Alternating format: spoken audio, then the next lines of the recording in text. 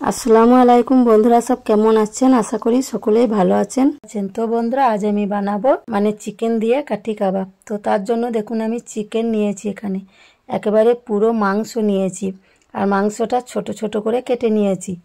তো এখন আমি এখানে দিয়ে দিচ্ছি গোলমরিচের গুঁড়ো 1 চামচ, দিয়ে দেবো 1 চামচ লবণ,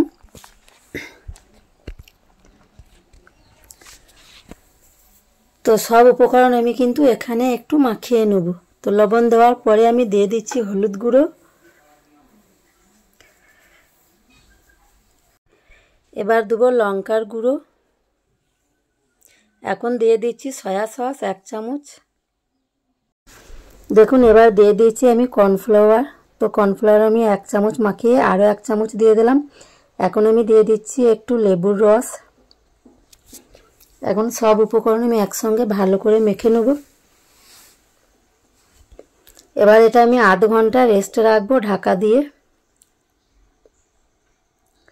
আধ ঘন্টা পর দেখুন মশলাটা ভালোভাবে টেনে গেছে।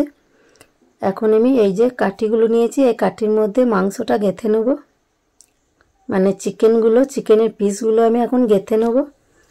তো বন্ধুরা, চিকেন কাবাব বানানো কিন্তু খুব সহজ, আর আপনারা যদি পুরো ভিডিওটা দেখেন তাহলে তো আরও সহজ। তো এইভাবে আমি সবগুলোই একসঙ্গে গেঁথে নেব।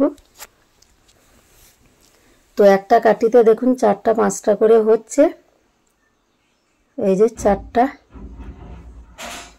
তো দেখুন সবগুলো রেডি হয়ে গেছে।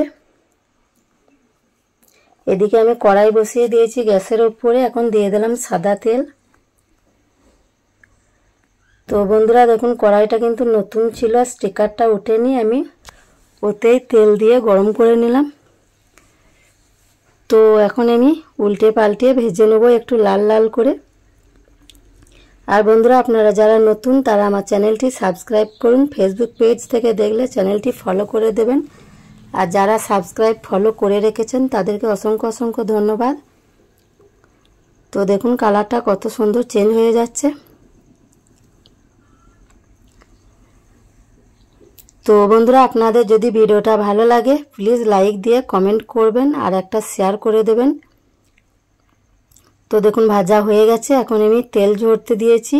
এবার আমি প্লেটের মধ্যে তুলে নেব। তো বাকি সবগুলোই আমি একইভাবে ভেজে নেব।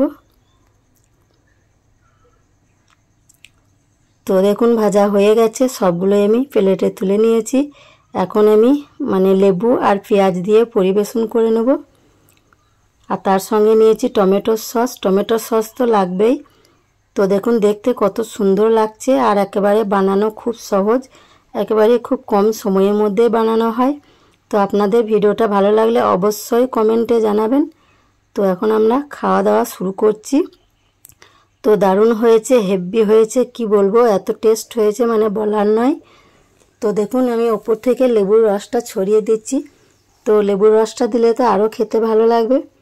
তো যাই হোক বন্ধুরা, আজকের ভিডিওটা এই পর্যন্তই। তো আবার দেখা হবে পরের ভিডিওতে। তো ভালো থাকবেন, সুস্থ থাকবেন, আল্লাহ হাফেজ।